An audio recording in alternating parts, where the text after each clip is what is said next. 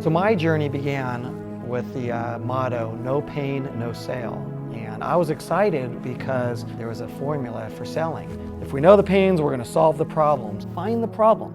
If you find the problem, you can diagnose it, you can solve the problem. A huge aha moment was taking an inventory of all the decisions I've made in my life. And we don't make decisions based on the problem or the solution. If we did, life would be easy. We would just go out there and be problem solvers. And that's not what makes great salespeople great. We know that. If we look at the best salespeople, the most influential, the most inspiring people, they're doing something different. We've been preaching for so long in the sales profession to ask questions. And I think one of the things we forgot was to actually listen. When we stop and we actually listen to people, people feel that their story really matters. The story is bigger than the teller or listener now. The stories are delivering the message and the moral, no longer is the person. The story is the vehicle that's delivering the message. You know this with children. When you deliver a story about the boy who cried wolf, the kid is getting the moral of the story from the story, not you. The story is bigger than the teller. They're not hearing dad tell them the story. They're hearing it from the boy who cried wolf. One of the things that I really think about quite a bit is this disparity between the haves and the have-nots. I completely understand what's going on in corporate America, in corporate training departments. And I ask myself all the time, the things that have gotten us here, are they going to get us to where we want to go? I mean, look at where the sales profession is. Right? People are struggling out there, yet we have all these CRM systems, we have all these sales trainings, we have all the solution selling, customer-centric selling, Miller-Hyman, consultative selling, all these variations of a theme that were based on a model. And people with really good intentions, they did the best they could with what they had, and it's just not working. If it worked, you would expect a shift away from the 80-20 rule.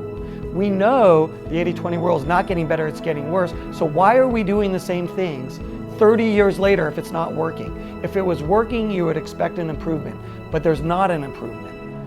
And that to me is unacceptable, that we are not challenging our own status quo, that we're not looking at ourselves and saying, how could we do things differently?